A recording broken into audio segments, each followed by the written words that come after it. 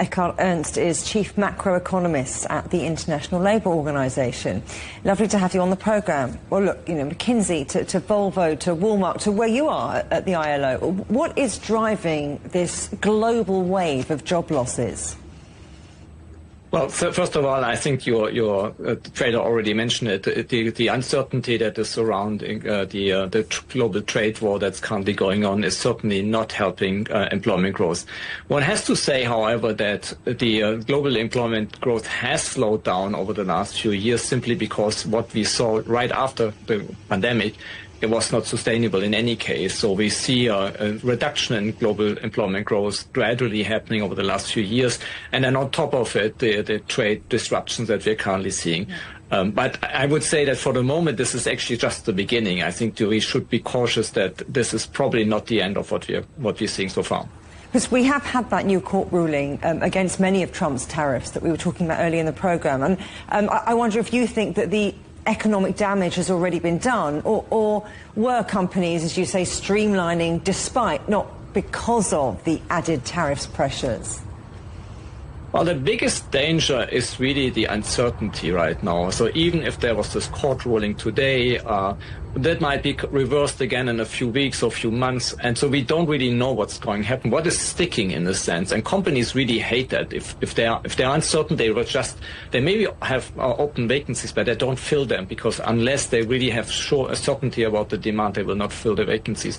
So even, as I said, even if the court ruling happened yesterday or today, the uncertainty is there, and that is really what's most damaging. OK, so it's a fragmented economic environment. We're still recovering from the pandemic. There's tariff tensions. What about the fast-changing pace of new technology? Is AI a big part of this story? Only partly, and only in very few segments or sectors of the economy. So obviously, software engineers right now are very much affected, but that has something to do with the fact that there was an over-hiring, if you want, right after the pandemic in this segment. And so a lot of IT companies are currently scaling down and coming back to a more reasonable type of hiring dynamics in that sector. There are other occupations, such as in the creative industries, where you start feeling some of the effects. You saw last year you saw the revolt of some of the writers in Hollywood, and I think you start feeling the effect of AI. But broadly, I would say for most workers, the AI effect is not there yet.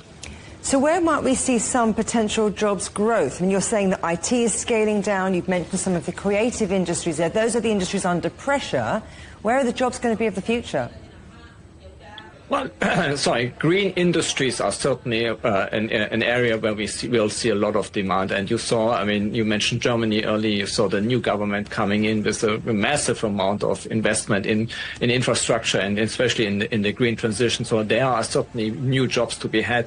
Typically, green industries are the ones that are quite labor intensive, and they require a significant amount of investment. You see also in electric vehicles. I mean, China is a forerunner, obviously, in this area, in this era.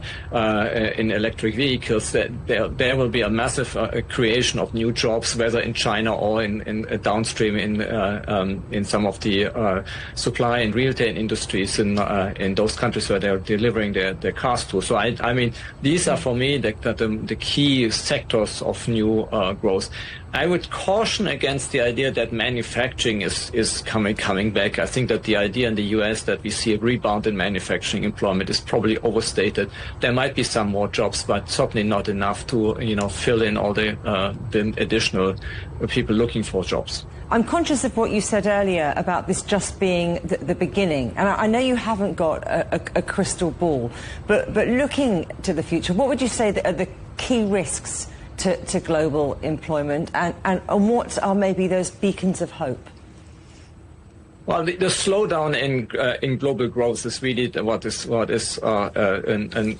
devastating for employment growth. I mean, we have just released yesterday new figures that our forecast for global employment growth has been is reduced for this year alone by 7 million people. That doesn't sound a lot if you compare this with the global labor force, but if that continues to add up, a lot of these people who can't find a job, they will either be unemployed or will have to engage in some survival activities. I think the beacon of hope is that so far, surprisingly, the jobs market has been quite resilient. We don't see that massive increase in unemployment, especially in Europe, where unemployment used to be quite high in the past. Unemployment rates have remained relatively sticky. So that, in a sense, gives us some hope that if you just see a reduction in the demand for labor, but it doesn't transpire in massive job losses, you will continue seeing people kind of spending money and consuming goods. So in that sense, that's a bit of a beacon of hope. But I mean, at this stage, I would say I would caution towards the pessimistic side. Ekkehard Ernst, Chief Macroeconomist at the International Labour Organization. Great to talk to you. Thank you. Thank you.